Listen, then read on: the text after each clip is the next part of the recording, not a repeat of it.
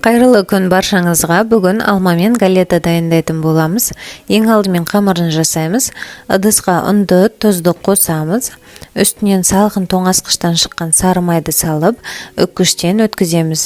Сары май колубузга жапсып калмасы үчүн унга батырып отурсак болот.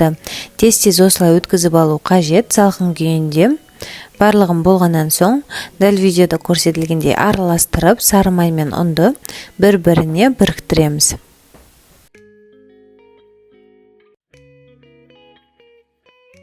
Үстүнөн салкын судан 5 касык куябыз. Көрүп тургандарыңыздай, ичинде музу бар. Бул биздин камырыбыздын катпарлуу болуп чыгууна көмөктөшөт, ягни песочный тесто болот. Осулай жакшылап аралаштырып, бириктирип, камыр илейбиз.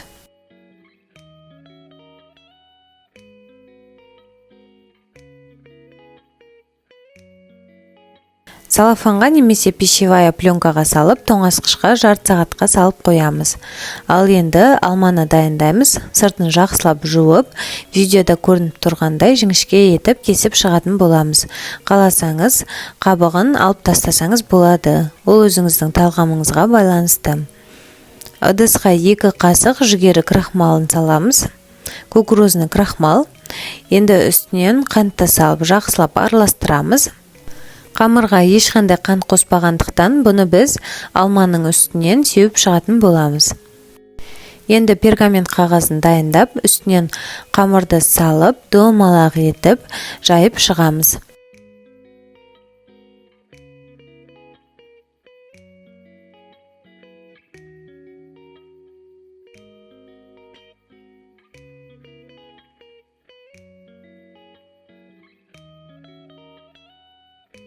Алмаларды дал видеодо көрсөтүлүп тургандай доомалак этип, адемилеп орналаштырып чыгабыз.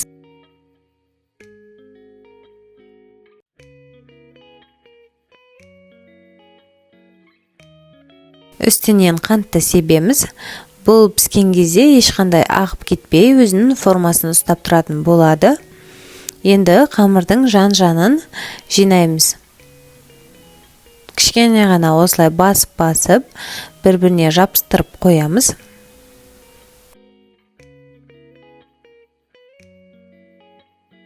Жумуртканын сарысын бетине, жанына жагып чыгабыз.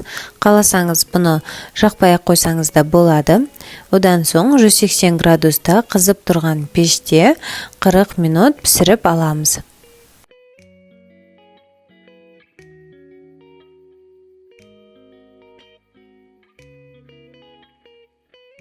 Пискен галетамызды толуктай суутуп, сосын гана кесебиз. Өтө дамдуу болуп чыгат. Камыры катпарлуу болот. Міндетті түрде жасап көрүңүз, эч кандай өкүнбейсиз деген ойдамын. Өтө эрекше болуп чыгатын пирог. Видео рецепт унап жатса, менин каналыма тиркелип, лайк басып, комментарий калтырууду унутпаңыз. Ас болсун.